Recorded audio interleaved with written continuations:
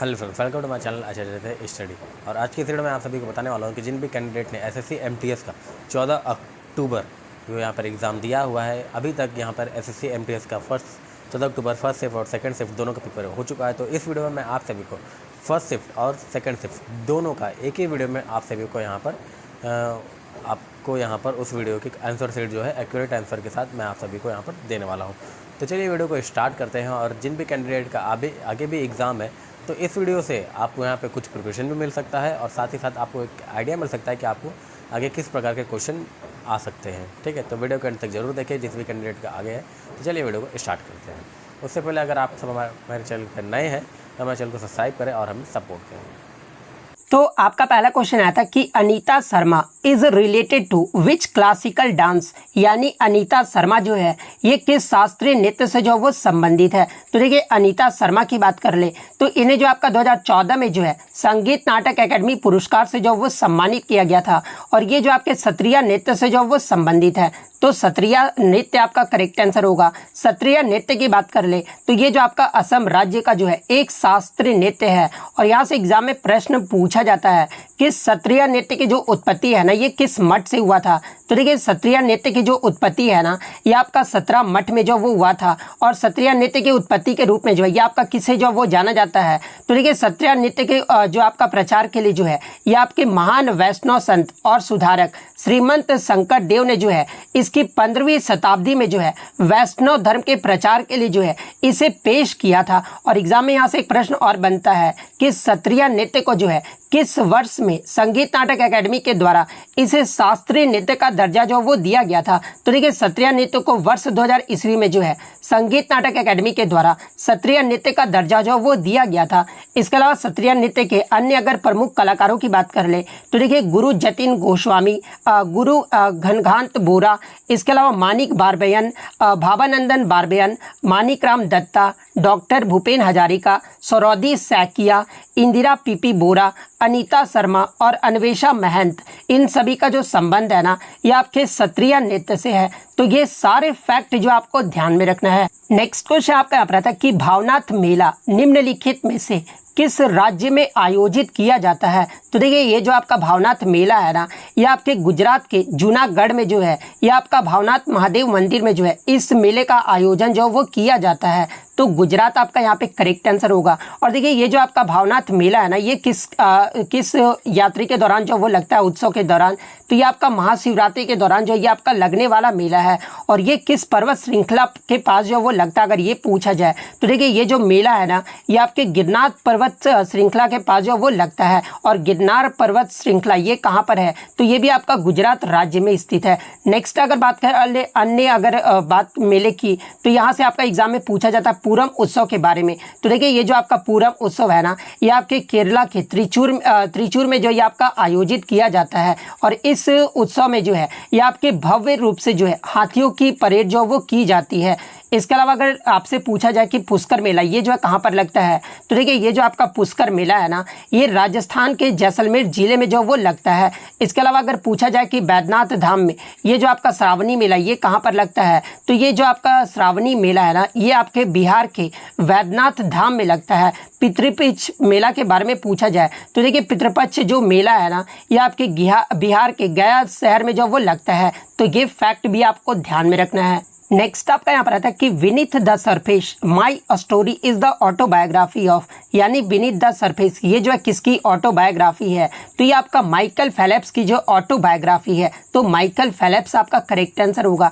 अगर एग्जाम में पूछा जाए कि माइकल फेलेप्स ये जो है किससे संबंधित है तो ये आपके स्विमिंग यानी तैराकी से जो वो जुड़े हुए हैं और किस देश के रहने वाले हैं तो ये आपके अमेरिका देश के जो वो रहने वाले हैं। इसके अलावा माइकल फेलेप्स की बात कर ले तो इन्होंने जो है ओलंपिक में व्यक्तिगत और टीम स्पर्धाओं में जो है ये आपके टोटल जो है अमेरिका की तरफ से 28 पदक जो वो जीते हैं। इनमें आपके 23 स्वर्ण, 3 सिल्वर मेडल और 2 जो है वो आपका ब्रॉन्ज मेडल जो वो शामिल है। इसके अलावा मैं आपको बता दूं कि 2008 का जो बीजिंग ओलंपिक हुआ था ना इस ओलंपिक में माइकल फेलेप्स एक ही सीजन में जो है 8 स्वर्ण पदक जीतने वाले ये जो है पहले खिलाड़ी भी जो वो बने हैं। तो ये फैक्ट भी आपको ध्यान में रखना है। नेक्स्ट आपका यहाँ पर आता है कि सोनल मानसिंह किस शास्त्रीय नृत्य से संबंधित है? तो देखिए सोनल मानसिंह की बात कर ले तो ये जो आपका भरतनाट्यम और ओडिसी नृत्य से संबंधित है। तो ऑप्शन में आपका ओडिसी दिया गया था, तो ओडिसी आपका यहाँ पे करेक्ट आंसर होगा। इसके अलावा अगर सोनल मानसिंह के पुरस्कार की बात कर ले तो ये जो आपका सबसे कम उम्र में जो है पद्म भूषण पाने वाली ये जो आपका प्राप्तकर्ता थी, और इन्हें पद्म भूषण से कब सम्मानित किया गया था? तो इन्हें 1992 में जो है पद्म भूषण से जो वो सम्मानित किया गया था।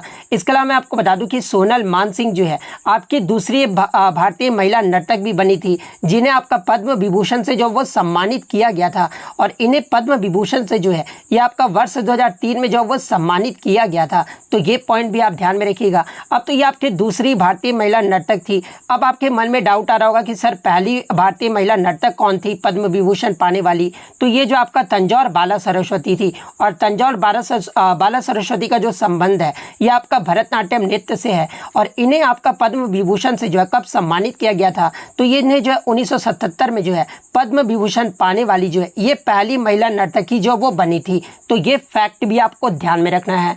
इसके अलावा अगर भरतनाट्यम के अन्य प्रमुख कलाकारों की अगर मैं बात कर लूँ तो देखिए यामिनी कृष्णमूर्ति, सोनल मानसिंह, रुक्मणी देवी, लैला सैमसन, पद्म सुब्रमण्यम, अलार्मेल वल्ली, मृणालिनी साराभाई, मल्लिका साराभाई, मीनाक्षी सुंदरम पिल्लई, वैजंती माला, स्वप्न सुंदरी, रोहिंटन कामा और बाला सरस्वती, इन सभी का जो संबंध है ना ये आपके भरतनाट्यम नृत्य से है। ओडिसी नृत्य के अगर प्रमुख कलाकारों की बात कर ले तो देखिए इसमें आपके संयुक्ता पाणिग्राही, किरण सहगल, माधवी मुद्गल और कालीचरण पटनायक, इन सभी का जो संबंध है ना ये आपके ओडिसी शास्त्रीय नृत्य से है। तो ये पॉइंट भी आपको ध्यान में रखना है। नेक्स्ट आपका यहाँ पर आया था कि विच स्पोर्ट्स ओरिजिनेटेड इन इंडिया, यानी भारत में किस खेल की उत्पत्ति हुई है? तो देखिए मैं आपको बता दूं कि भारत में तो बहुत सारे खेलों की उत्पत्ति हुई है, लेकिन आपके ऑप्शन में जो कबड्डी जो है वो दिया गया था, तो कबड्डी आपका यहाँ पे करेक्ट आंसर होगा। नेक्स्ट आपका यहाँ पर आता है कि 1992 के समय जो आपके जेल में जो पंजाब कैदियों को जो आपका जेल में बंद कर दिया गया था, जिन्हें आपका फरवरी 2023 में जो उन्हें रिहा जो वो किया गया था, तो इन कैदियों का जो नाम पूछा गया था कि इन्हें जो है कैदियों का जो टाइटल है वो क्या दिया गया था? तो देखिए इन कैदियों का जो टाइटल है ना वो सिख कैदी जो वो दिया गया था।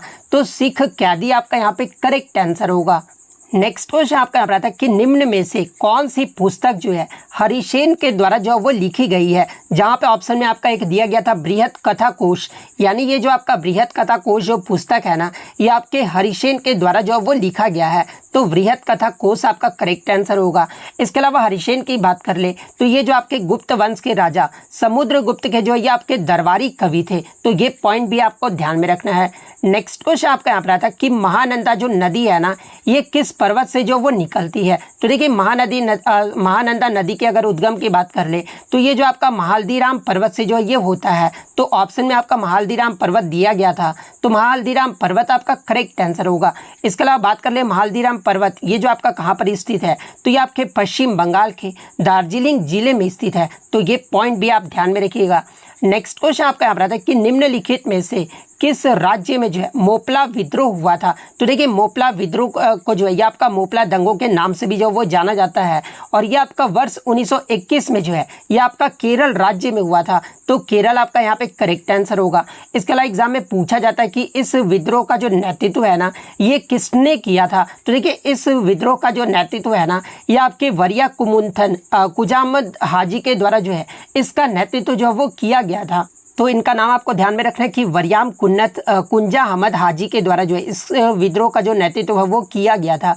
नेक्स्ट आपका यहाँ पर आता है कि जालो जो है ये मुख्य रूप से किस भारतीय समुदाय से जो वो संबंधित है? तो देखिए जालो की बात कर ले तो ये जो आपका समुदाय है ना ये आपका मुख्य रूप से जो है पुथु कर्मी से जो वो संबंधित है। तो पुथु कर्मी आपका यहाँ पे करेक्ट आंसर होगा।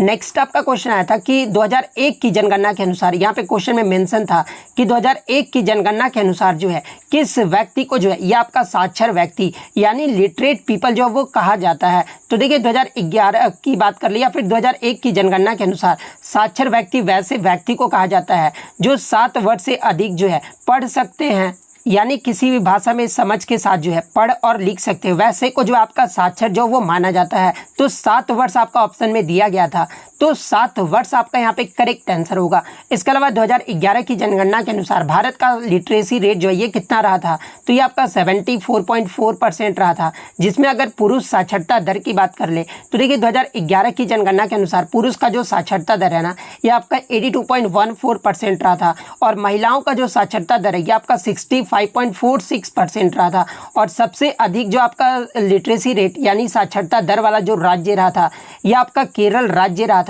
और सबसे कम साक्षरता दर वाला जो राज्य है ये आपका बिहार राज्य रहा था। तो ये पॉइंट भी आपको ध्यान में रखना है।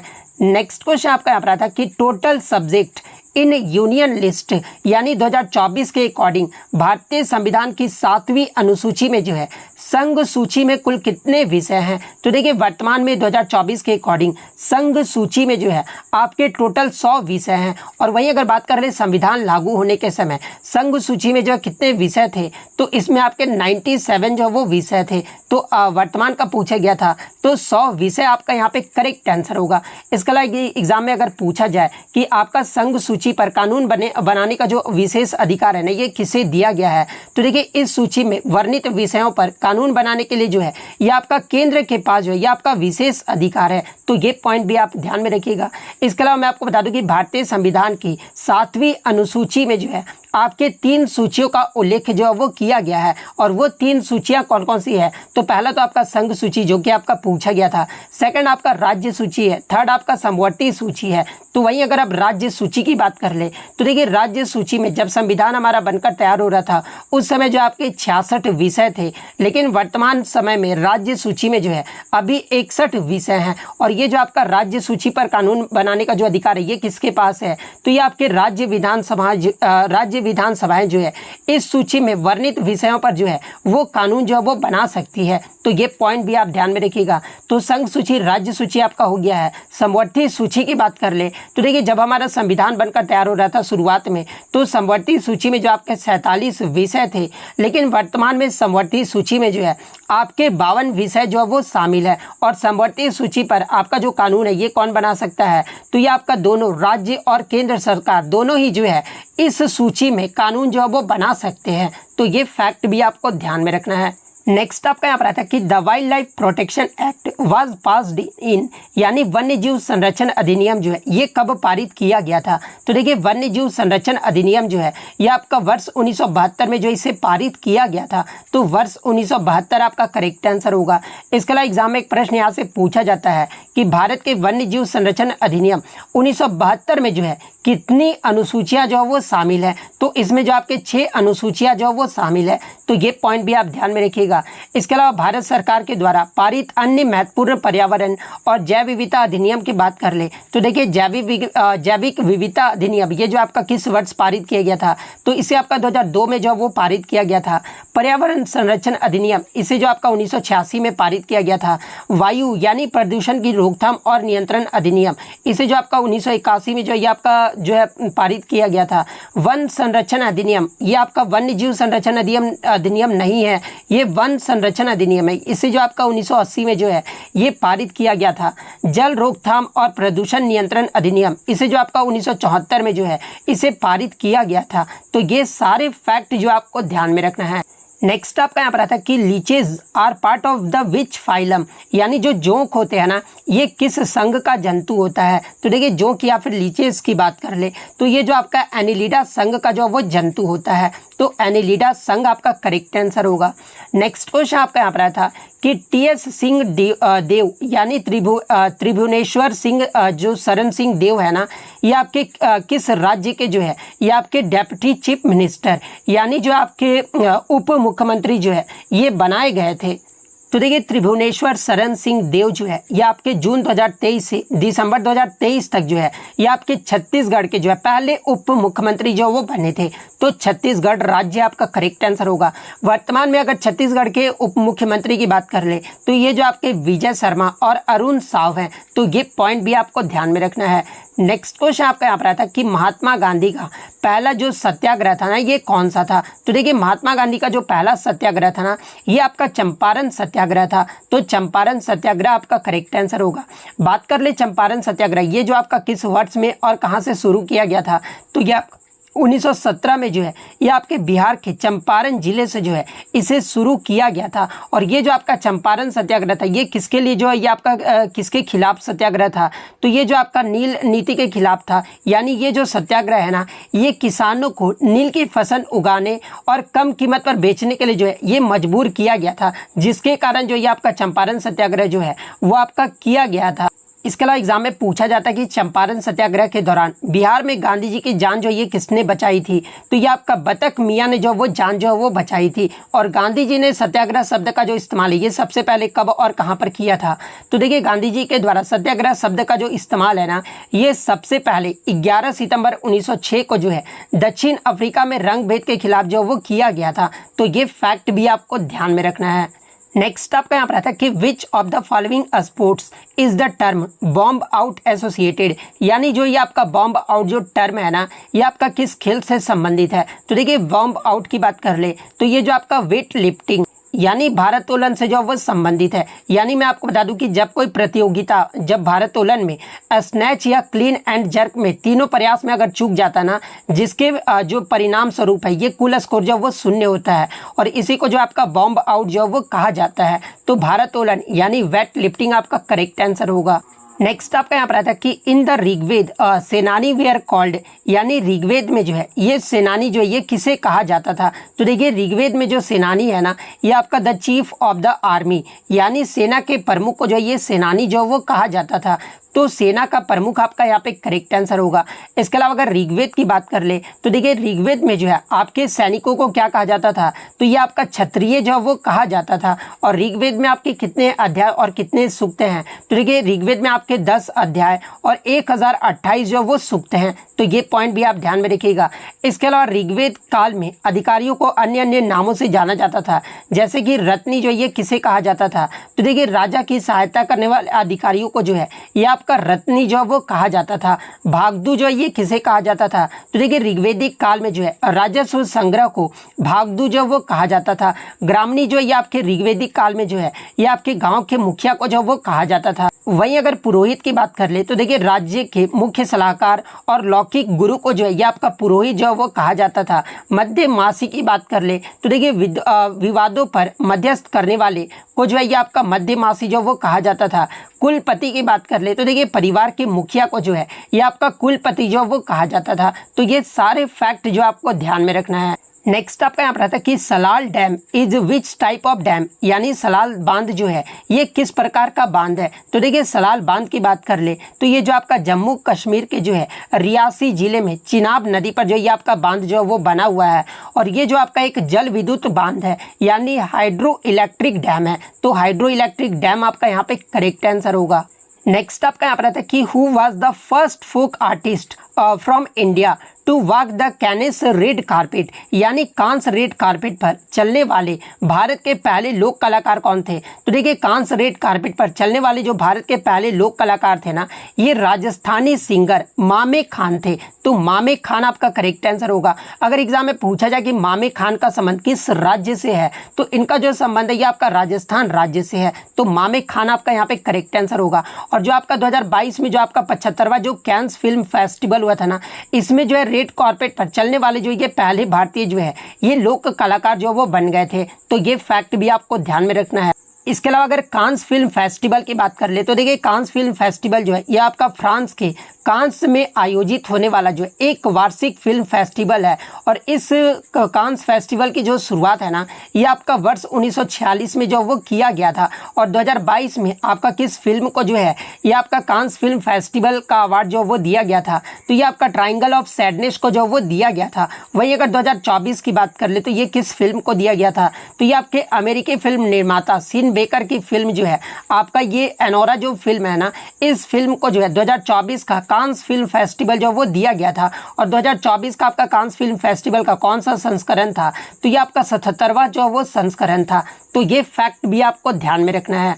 नेक्स्ट आपका यहाँ पर आता है कि find the net resistance of 4 resistors of resistance 4 ohm in parallel combination, यानी 4 ओम के 4 प्रतिरोध एक दूसरे के समानांतर क्रम में जोड़े गए हैं। तो तुल्य प्रतिरोध जो वो पूछा गया था कि क्या होगा। तो देखिए 4 ओम के 4 प्रतिरोध अगर आपके पैरेलल में जुड़े गए हैं तो पैरेलल का आपका फॉर्मूला क्या होता है, 1R equivalent equal to 1/R1 plus 1/R2 plus 1/R3 plus 1/R4 होगा, क्योंकि आपका यहाँ पर 4 जो है आपके रेजिस्टेंस है।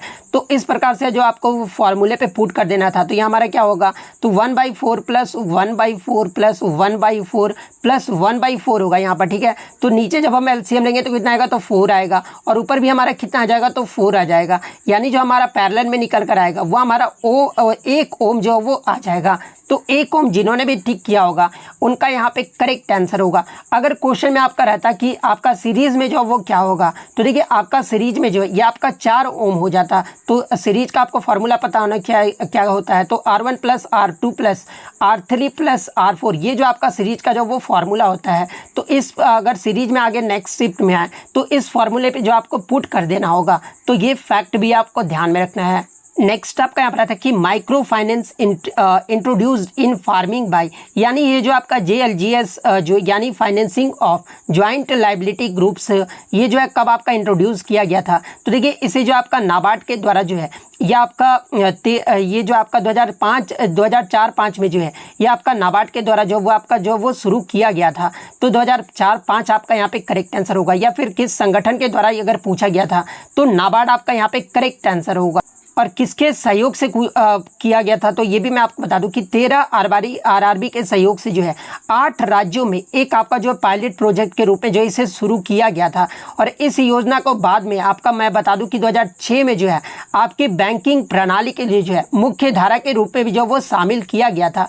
तो ये फैक्ट भी आपको ध्यान में रखना है। नेक्स्ट अगर हम लोग इंग्लिश की बात कर ले तो इंग्लिश में जो आपका बॉस्टेरियस का जो एंटोनिम पूछा गया था। तो देखिए बॉस्टेरियस का जो मतलब होता है ना, वो आपका बहुत ही उग्र तरीके से कठोर या फिर शोर मचाना होता है। और इसके अगर एंटोनिम की बात कर ले तो देखिए ऑर्डरली, सोलेमन, इसके अलावा sombre, sedate, staid, dignified, sober, silent, इसके अलावा क्वाइट, डेकोरस और प्रॉपर, ये सभी जो होते हैं ना ये आपके बॉस्ट्री के जो है वो एंटोनिम होते हैं। और काम और पीसफुल भी होता है। तो इनमें से जो भी ऑप्शन में दिया गया होगा वो आपका यहाँ पे करेक्ट आंसर होगा। नेक्स्ट अगर हम लोग ईडियम की बात कर ले तो देखिए ईडियम में आपका between a rock and a hard place का जो है ईडियम जो वो पूछा गया था। तो देखिए between a rock and a hard place का जो ईडियम होगा ना वो आपका क्या हो जाएगा, तो यहाँ पर जो आपका हो जाएगा being forced to choose between 2 difficult और अनप्लीजेंट ऑप्शन, यानी आपका जो है 2 कठिन या अप्रिय विकल्पों के बीच चयन करने के लिए जो है ये आपका मजबूर होना होगा। तो इसमें ऑप्शन ये दिया गया होगा। तो ये आपका यहाँ पे करेक्ट आंसर होगा। नेक्स्ट आपका यहाँ पर जो है आपका एब्सोल्युटली का जो है करेक्ट स्पेलिंग जो वो पूछा गया था। तो देखिए एब्सोल्युटली का जो करेक्ट स्पेलिंग होता है ना ये आपका ABSOLUTELY होता है। तो इस प्रकार से जिन्होंने भी ऑप्शन टिक किया होगा उनका यहाँ पे करेक्ट आंसर होगा। नेक्स्ट आपका यहाँ पर जो है मेटिकुलस का जो है एंटोनिम पूछा गया था। तो देखिए मेटिकुलस का जो मतलब होता है ना ये आपका सूक्ष्म होता है। और इसके एंटोनिम की बात कर ले तो ये जो आपका केयरलेस, क्यूरसरी, इसके अलावा रिगार्डलेस, नेग्लिजेंट, हाफ यहाँ पर आपका हाफ हार्टेड हो जाएगा, इसके अलावा हेडलेस हो जाएगा, स्लिप सोड, स्लॉपी, इसके अलावा इंटेंटिव होगा, लैक्स हो जाएगा, माइंडलेस हो जाएगा, अनसेफ हो जाएगा और स्लोवेनली, ये सभी आपके किसके एंटोनिम होंगे। तो ये आपके मेटिकुलस का जो है एंटोनिम हो जाएगा। तो इनमें से जो भी ऑप्शन में दिया गया होगा वो आपका यहाँ पे करेक्ट आंसर होगा। अब कुछ क्वेश्चन जो है अस्पष्ट रूप से मुझे मिल पाए थे, जैसे कि एक कंपाउंड का नाम आपका दिया गया था phenol group commonly found in grains, fruits and vegetables. तो इसका क्वेश्चन जो है एग्जैक्टली क्या था आप जो है कमेंट करके बता दीजिएगा, ताकि मैं ऑल शिफ्ट का जब आपको वीडियो प्रोवाइड करूं तो इस क्वेश्चन को जो है वो इंक्लूड कर लूं। एक क्वेश्चन जो आपका यहाँ पर जो है फेस्टिवल से पूछा था कि सम रथ फेस्टिवल, कुछ रथ फेस्टिवल करके नाम जो वो पूछा गया था। तो रथ फेस्टिवल से अगर कुछ पूछा गया होगा तो उड़ीसा आपका यहाँ पे करेक्ट आंसर होगा। एग्जैक्टली आपका क्या रथ फेस्टिवल से पूछा गया था, ये जो आप कमेंट करके जो वो जरूर बता दीजिएगा।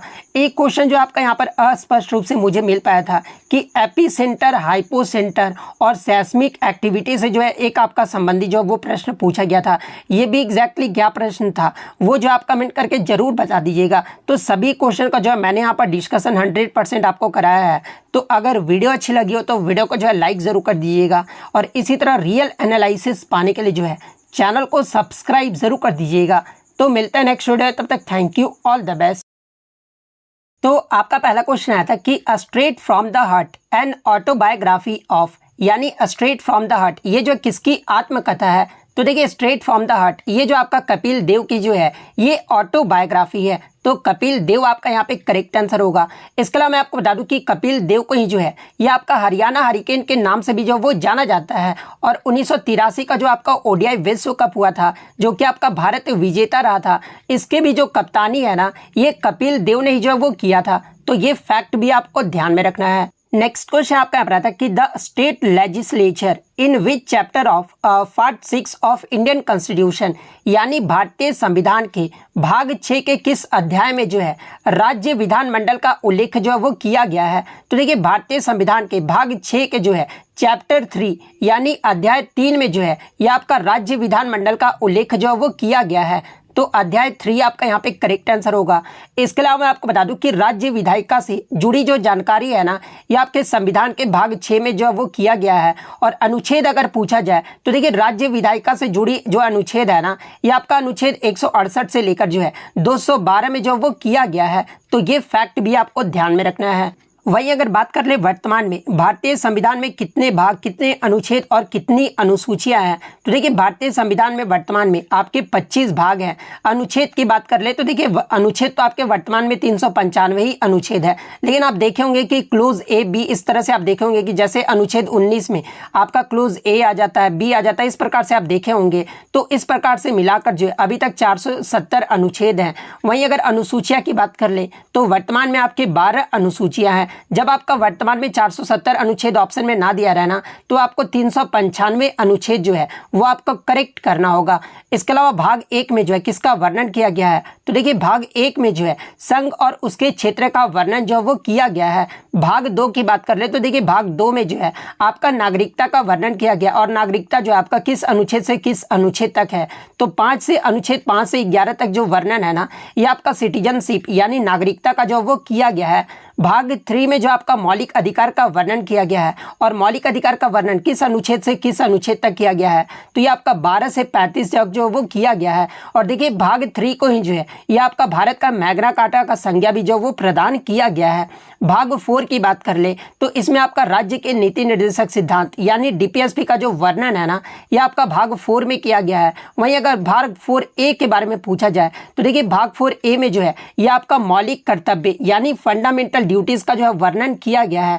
भाग 5 की बात कर ले तो इसमें आपका संघ का जो है वो वर्णन किया गया है। तो ये सारे फैक्ट जो आपको ध्यान में रखना है। नेक्स्ट आपका यहाँ पर आता है कि वर्ष 1974 में भारतीय कर्नाटक गायिका MS सुब्बुलक्ष्मी को जो है किस पुरस्कार से जो वो सम्मानित किया गया था। तो देखिए वर्ष 1974 में MS सुब्बुलक्ष्मी को जो है ये आपका रेमन मैक्स से पुरस्कार से जो वो सम्मानित किया गया था। और देखिए रेमन मैक्स से पुरस्कार को ही जो है ये आपका एशिया का नोबेल पुरस्कार भी जो वो कहा जाता है। और ये जो आपका रेमन मैक्स से पुरस्कार है ये किसकी याद में दिया जाता है, तो ये आपके फिलिप्स के पूर्व राष्ट्रपति रेमन मैग्सेसे की याद में जो है इस पुरस्कार को जो वो दिया जाता है। तो ये फैक्ट भी आप ध्यान में रखिएगा। तो रेमन मैग्सेसे पुरस्कार आपका करेक्ट आंसर होगा। इसके अलावा अगर MS सुब्बुलक्ष्मी की बात कर ले तो ये जो आपका भारत का सर्वोच्च नागरिक सम्मान भारत रत्न से सम्मानित होने वाली जो है पहली संगीतकार भी थी। एग्जाम में पूछा जाता है कि भारत रत्न से सम्मानित होने वाली पहली संगीतकार कौन थी, तो ये आपका MS सुब्बुलक्ष्मी थी। और इन्हें 1998 में जो है भारत रत्न से जो वो सम्मानित किया गया था।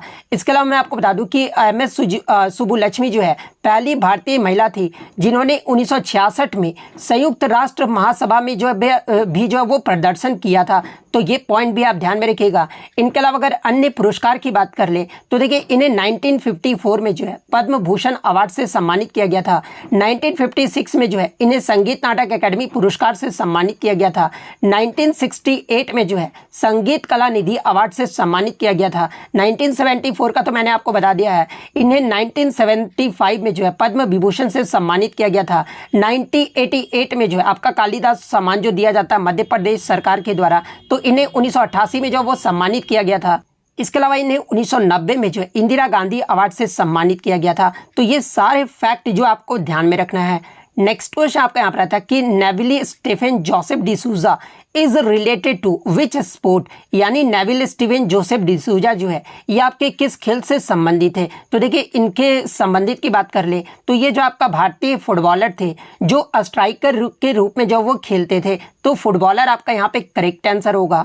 नेक्स्ट आपका यहाँ पर आता है कि which one of the following states has the highest population of urban population in India according to the 2011 census, यानी 2011 की जनगणना के अनुसार निम्नलिखित में से किस राज्य में जो है शहरी जनसंख्या जो था ना वो सबसे अधिक रहा था। तो देखिए अगर 2011 की जनगणना में हाईएस्ट नंबर ऑफ पीपल में अगर शहरी जनसंख्या की बात कर ले तो ये आपका महाराष्ट्र राज्य का था। महाराष्ट्र राज्य में जो आपका शहरी जनसंख्या जो रहा था ना सबसे ज़्यादा, ये आपका 15.8 मिलियन लोग जो वो रहते थे। तो महाराष्ट्र आपका करेक्ट आंसर होगा। तो ये तो आपका हाईएस्ट नंबर ऑफ पीपल के बारे में हो गया।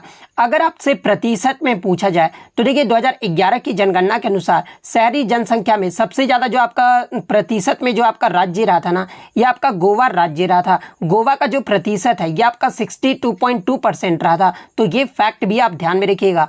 ओवरऑल अगर पूछा जाए तो देखिए सबसे अधिक शहरीकृत वाला जो आपका रहा था वो आपका दिल्ली जो है वो केंद्र शासित प्रदेश रहा था, और दूसरे स्थान पे जो आपका चंडीगढ़ रहा था। दिल्ली का जो आपका शहरीकृत जो आपका रहा था ना परसेंटेज में ये आपका 97.5 रहा था, और वहीं अगर यहाँ पर चंडीगढ़ की बात कर ले तो ये आपका 97.25 रहा था। तो ये फैक्ट भी आप ध्यान में रखिएगा। वहीं अगर सबसे कम शहरी आबादी वाला राज्य अगर पूछा जाए तो ये आपका हिमाचल प्रदेश में रहा था। हिमाचल प्रदेश में लगभग आपके 10% जो ये आपके शहर में जो वो लोग रहते थे। उसके बाद आपका बिहार रहा था, उसके बाद आपका असम राज्य रहा था, उसके बाद आपका उड़ीसा का जो वो क्रम रहा था। तो ये क्रम भी आप ध्यान में रखिएगा। तो ये तो हो गया आपका शहरी आबादी वाला राज्य। अगर आपसे ग्रामीण आबादी वाला राज्य अगर पूछा जाए तो देखिए आपका जो सबसे ज़्यादा ग्रामीण आबादी वाला जो राज्य रहा था ना 2011 की जनगणना के अनुसार वो आपका हिमाचल प्रदेश रहा था। हिमाचल प्रदेश में आपके जो रूरल पीपल रहते हैं ना वो 89.98% रहते थे। दूसरे स्थान पे जो आपका बिहार राज्य रहा था,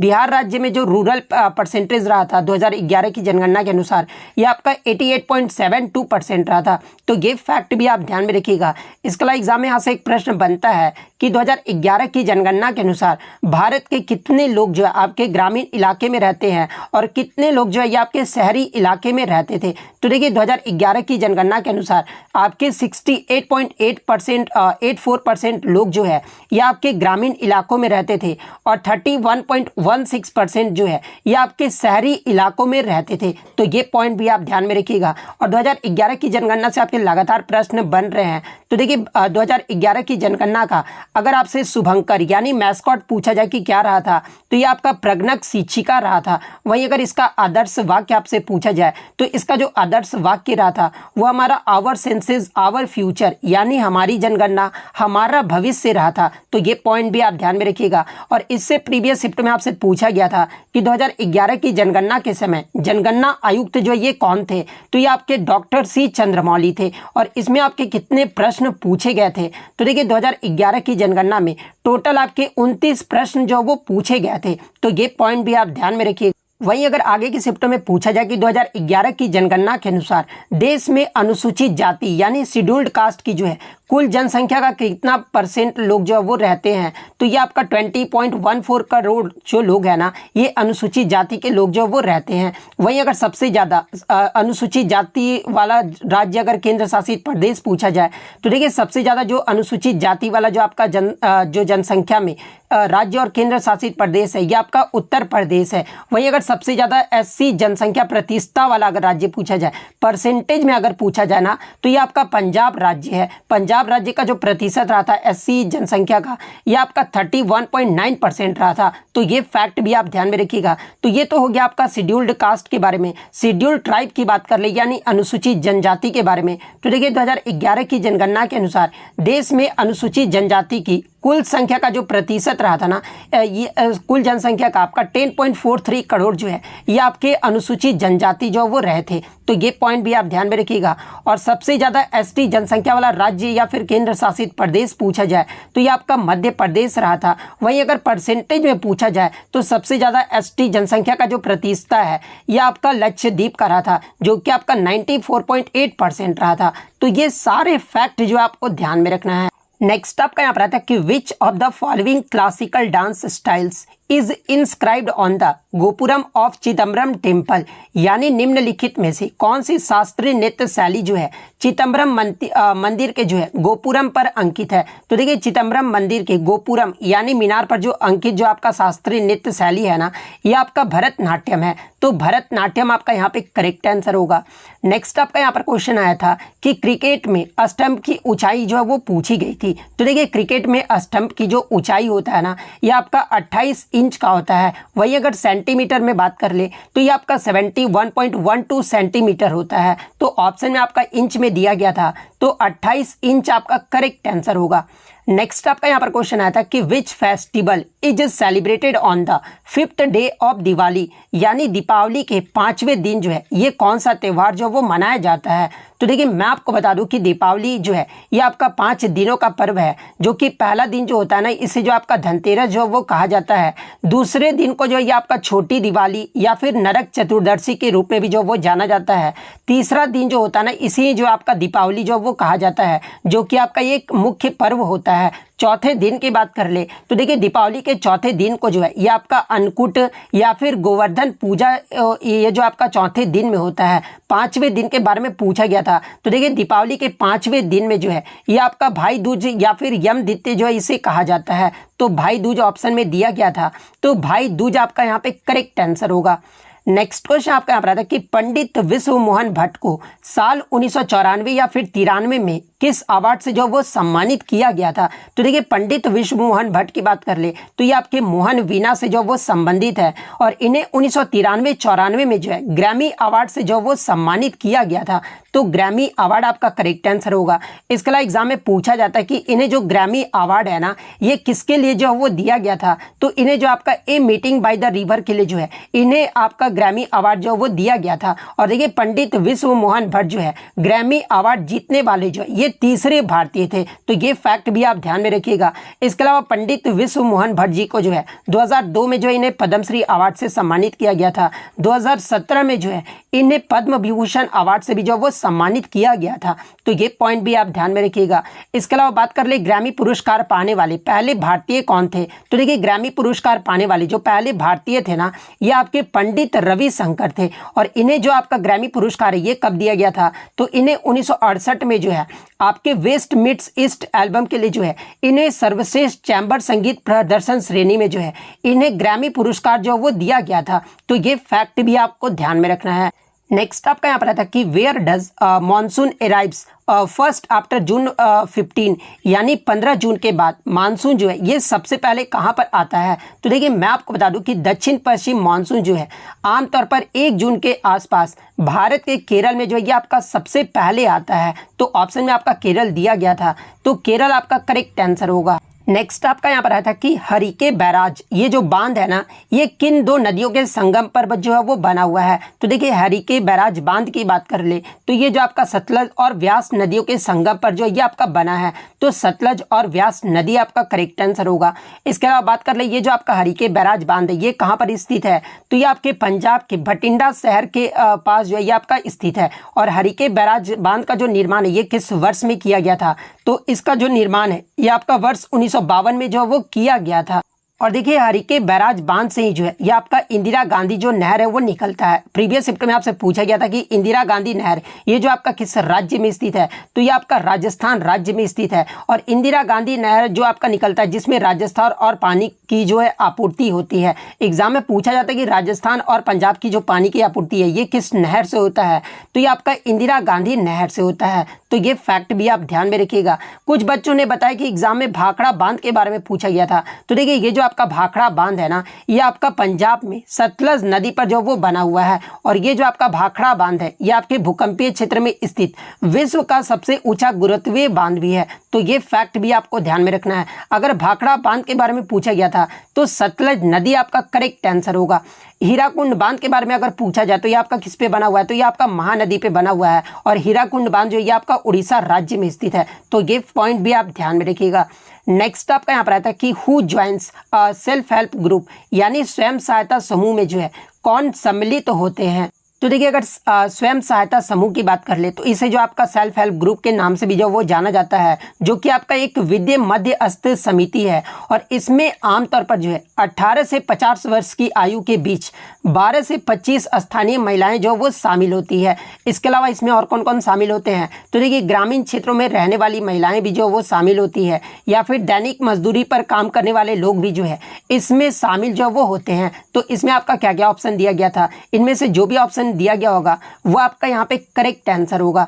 नेक्स्ट क्वेश्चन आपका यहाँ पर आता है कि भारत के विभाजन के बाद कौन सा देश जो वो बना था। तो देखिए मैं आपको बता दूं कि अगस्त 1947 में ब्रिटिश भारत का विभाजन जो है ये आपका माउंटबेटन योजना के आधार पर जो वो किया गया था। और इसके परिणाम स्वरूप जो है 300 साल का औपनिवेशिक शासन जो वो समाप्त हो गया था और 2 स्वतंत्र राष्ट्रों का जो वो निर्माण हुआ था, जिसमें भारत और पाकिस्तान जो है ये आपका देश जो वो बना था। तो भारत के विभाजन के बाद कौन सा देश बना था, तो पाकिस्तान आपका यहाँ पे करेक्ट आंसर होगा। और पाकिस्तान भी जो आपका 2 रूप में बना था, एक तो आपका पश्चिमी पाकिस्तान बना था और एक आपका पूर्वी पाकिस्तान बना था, जो कि पूर्वी पाकिस्तान अभी वर्तमान में जो आपका बांग्लादेश है, जो कि आपका 1971 में जो ये आपका अलग हो गया था। तो ये फैक्ट भी आपको ध्यान में रखना है। नेक्स्ट आपका यहाँ पर आता है कि वर्ष 2021 में कला के क्षेत्र में जो है किसको पद्मश्री अवार्ड से सम्मानित किया गया था। तो देखिए वर्ष 2021 में कला के क्षेत्र में जो है ये आपके ट्रांसजेंडर लोक नृत्यांगना मंजमा जोगाती को जो है पद्मश्री अवार्ड से जो वो सम्मानित किया गया था। तो मंजमा जोगाती आपका करेक्ट आंसर होगा। इसके अलावा बात कर ले मंजमा जोगाती ये जो आपका किस लोक नृत्य से संबंधित है, तो ये आपका जोगथी नृत्य की जो वो नर्तकी है। और ये जो आपका जोगथी नृत्य है ये आपका कर्नाटक राज्य का जो है एक लोक नृत्य है। तो ये फैक्ट भी आप ध्यान में रखिएगा। इसके अलावा एग्जाम में एक प्रश्न यहाँ से पूछा जाता है कि पद्मश्री पुरस्कार पाने वाली पहली ट्रांसजेंडर महिला कौन है। तो देखिए पद्मश्री पुरस्कार पाने वाली जो पहली ट्रांसजेंडर महिला है ना, ये आपका नर्तकी नटराज है। और नर्तकी नटराज को जो है ये आपका वर्ष 2019 में जो है इन्हें पद्मश्री पुरस्कार से जो वो सम्मानित किया गया था। तो ये फैक्ट भी आपको ध्यान में रखना है। नेक्स्ट आपका यहाँ पर आता है कि the census is A union subject under article, यानी जनसंख्या जनगणना जो है भारत के संविधान के किस अनुच्छेद के तहत जो है संघ सूची का विषय है। तो देखिए जनसंख्या जनगणना जो है भारत के संविधान के अनुच्छेद 246 के तहत जो है ये आपका संघ सूची का विषय है। तो 246 आपका यहाँ पे करेक्ट आंसर होगा। और ये जो आपका संविधान के 7वीं अनुसूची के क्रम संख्या 69 में जो ये आपका सूचीबद्ध है। तो ये फैक्ट भी आपको ध्यान में रखना है। नेक्स्ट आपका यहाँ पर आता है कि what do you get by dividing population by area, यानी जनसंख्या का क्षेत्रफल से भाग देने पर जो है हमें क्या मिलता है। तो देखिए जनसंख्या को क्षेत्रफल से भाग देने पर जो है हमें पॉपुलेशन डेंसिटी यानी जनसंख्या घनत्व जो वो प्राप्त होता है। तो जनसंख्या घनत्व आपका करेक्ट आंसर होगा। देखिए जनसंख्या घनत्व का फॉर्मूला क्या होता है, तो इसमें आपके लोगों की संख्या से जब भूमि क्षेत्र को डिवाइड किया जाता है ना, तो ये हमारा जनसंख्या घनत्व जो वो निकल कर आ जाता है। तो ये पॉइंट आपको ध्यान में रखना है। नेक्स्ट आपका यहाँ पर आता है कि किस दिल्ली सुल्तान ने बाजार नियंत्रण को जो है ये 3 भागों में बांटा था। तो देखिए अलाउद्दीन खिलजी के द्वारा जो है बाजार नियंत्रण प्रणाली को 3 भागों में जो वो बांटा गया था। तो अलाउद्दीन खिलजी आपका यहाँ पे करेक्ट आंसर होगा। नेक्स्ट आपका यहाँ पर आता है कि किस राज्य ने जुलाई 2022 में जो है राज्य के स्वदेशी बुनकरों को सशक्त बनाने के लिए जो है स्वनिर्भर नारी योजना जो वो शुरू की है। तो देखिए असम राज्य के द्वारा जुलाई 2022 में जो है राज्य के स्वदेशी बुनकरों को सशक्त बनाने के लिए जो है ये आपका स्वनिर्भर नारी योजना जो है वो शुरू किया गया था। तो असम आपका यहाँ पे करेक्ट आंसर होगा। और इस योजना का जो उद्देश्य था ना, ये राज्य के स्वदेशी बुनकरों को सशक्त बनाना और उनके परिवारों को जो है वित्तीय सहायता प्रदान करना था। तो ये फैक्ट भी आपको ध्यान में रखना है। नेक्स्ट आपका यहाँ पर आता है कि which statement is incorrect about evaporation, यानी वाष्पीकरण से संबंधित गलत कथन जो आपसे पूछा गया था। तो देखिए वाष्पीकरण से संबंधित आपको पहले मैं सही कथन की बात कर लूँ तो देखिए वाष्पीकरण जो है ये आपके तरल पदार्थों को जो है गैसीय अवस्था में बदलने की जो ये आपका प्रक्रिया है।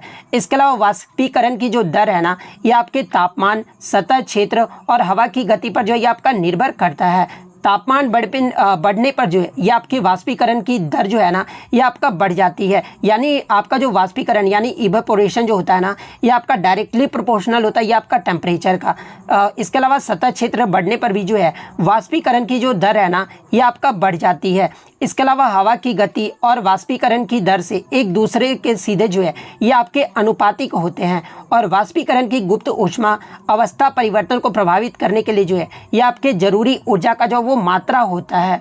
और देखिए एक वायुमंडलीय दाब पर प्रति ग्राम जल में वाष्पीकरण की जो गुप्त ऊष्मा होती है ना ये कितने कैलोरी होती है। तो देखिए एक वायुमंडलीय दाब पर प्रति ग्राम जल में वाष्पीकरण की जो गुप्त ऊष्मा है ना ये आपके 539 कैलोरी होती है। तो इनमें से ही आपका एक 3 ऑप्शन दिया गया था। इसके अलावा जो आपका गलत स्टेटमेंट होगा ना कि वाष्पीकरण की दर वायुमंडल के संपर्क में आने वाला सतह क्षेत्र पर जो है ये निर्भर नहीं करती है, बल्कि तरल के आयतन पर जो ये आपका निर्भर करती है। तो ये अगर ऑप्शन में आपका दिया गया होगा तो ये आपका यहाँ पे करेक्ट आंसर होगा। नेक्स्ट आपका यहाँ पर आता है कि in which zone earthquake does not occur, यानी किस क्षेत्र में जो है भूकंप जो वो नहीं आते हैं। तो जहाँ पे एक ऑप्शन आपका दिया गया था शैडो जोन, तो देखिए शैडो जोन में जो है ये आपका भूकंप जो वो नहीं आता है। तो शैडो जोन आपका यहाँ पे करेक्ट आंसर होगा। एक क्वेश्चन आपका 86वें संविधान संशोधन से आया था। तो देखिए 86वां जो संविधान संशोधन है ना ये आपका वर्ष 2002 में हुआ था और इसी संविधान संशोधन के तहत जो है हमारे संविधान में 11वां मौलिक कर्तव्य को जो वो जोड़ा गया था। इसके अलावा अगर मौलिक कर्तव्य की बात आ गई है तो देखिए मौलिक कर्तव्य को जो है आपका सरदार शरण सिंह समिति के सिफारिश पर 42वें संविधान संशोधन के जरिए जो कि आपका 1976 में हुआ था, इसमें हमारे संविधान में 10 मौलिक कर्तव्यों को जो वो जोड़ा गया था। और मौलिक कर्तव्य का वर्णन मैंने आपको पहले बता दें कि भाग 4A और अनुच्छेद 51A में जो है मौलिक कर्तव्य का वर्णन जो वो किया गया है। और मौलिक कर्तव्य का जो प्रावधान है ये आपका रूस देश के संविधान से जो वो लिया गया है। तो और शायद आपका 11वां मौलिक कर्तव्य ऑप्शन में दिया गया था, तो 11वां मौलिक कर्तव्य आपका यहाँ पे करेक्ट आंसर होगा। नेक्स्ट आपका यहाँ पर आता है कि तेल और फैट में आयोडीन की जो मात्रा है ना ये किस में मापा जाता है। तो देखिए तेल और फैट में आयोडीन की मात्रा को जो है ये आपके आयोडीन मान 4 में जो है ये आपका मापा जाता है। तो आयोडीन मान 4 आपका यहाँ पे करेक्ट आंसर होगा। नेक्स्ट क्वेश्चन आपका यहाँ पर आता है कि who was the Greek ruler Seleucus Nicator, यानी यूनानी शासक सेल्यूकस निकेटर जो है ये कौन था। तो देखिए यूनानी शासक सेल्यूकस निकेटर प्रथम की बात कर ले तो ये जो आपका मैसोडीन सेना अधिकारी था। तो मैसोडिनियन सेना अधिकारी यानी आर्मी ऑफिसर आपका यहाँ पे करेक्ट आंसर होगा। और देखिए मैं आपको बता दूं कि सेल्यूकस निकेटर ही जो है ये किसके दरबार में भारत आया था। तो ये आपके चंद्रगुप्त मौर्य के दरबार में जो ये आपका भारत आया था। और सेल्यूकस निकेटर प्रथम ने ही जो है अपनी बेटी, जिसका नाम क्या था, सेल्यूकस निकेटर प्रथम के बेटी का नाम क्या था, तो ये आपका हेलेना था। और हेलेना की जो शादी है ना ये किससे करवाया था, तो ये आपका चंद्रगुप्त मौर्य से जो वो करवाया था। तो ये फैक्ट भी आपको ध्यान में रखना है। तो आर्मी ऑफिसर आपका यहाँ पे करेक्ट आंसर होगा। नेक्स्ट आपका यहाँ पर क्वेश्चन आया था कि what is the meaning of Basadi in Jainism, यानी जैन धर्म में जो है बसदी का क्या अर्थ होता है। तो देखिए जैन धर्म में बसदी का जो अर्थ होता है ना ये आपके Jain temples with residents of scholars attached to the shrine, यानी जैन धर्म के अनुयायियों के लिए पूजा का स्थानी को जो है ये आपका बसदी जो वो कहा जाता है। तो जैन धर्म के अनुयायियों के लिए पूजा का स्थान आपका करेक्ट आंसर होगा। नेक्स्ट आपका यहाँ पर आया था कि permanent settlement was first introduced in which state of India, यानी अस्थाई बंदोबस्त को जो है सबसे पहले किस राज्य में जो है वो आपका शुरू किया गया था। तो देखिए अस्थाई बंदोबस्त को जो है ये आपका 1793 में जो है ये आपका कार्नवालिस के द्वारा जो है ये आपका बंगाल बंगाल, बिहार और उड़ीसा राज्य में जो है इसे लागू किया गया था। तो बंगाल, बिहार और उड़ीसा आपका यहाँ पे करेक्ट आंसर होगा। इसके अलावा अगर इंग्लिश की बात कर ले तो इंग्लिश में जो है आपका ए डाइम ए डोजन का जो आपका इडियम जो वो पूछा गया था। तो देखिए ए डाइम और ए डोजन यानी एक पैसा एक दर्जन का जो आपसे अर्थ जो वो पूछा गया था। तो देखिए ए डाइम ए डोजन का जो मतलब होता है ये आपका something is common and not particularly valuable और स्पेशल, यानी आपका जो है कुछ सामान्य और विशेष रूप से मूल्यवान या विशेष जो वो नहीं है। जहाँ पे ऑप्शन में आपका एक वेरी कॉमन जो वो दिया गया था, तो ये आपका ए डाइम ए डोजन का जो आपका सही इडियम होगा ये आपका वेरी कॉमन होगा। तो वेरी कॉमन आपका यहाँ पे करेक्ट आंसर होगा।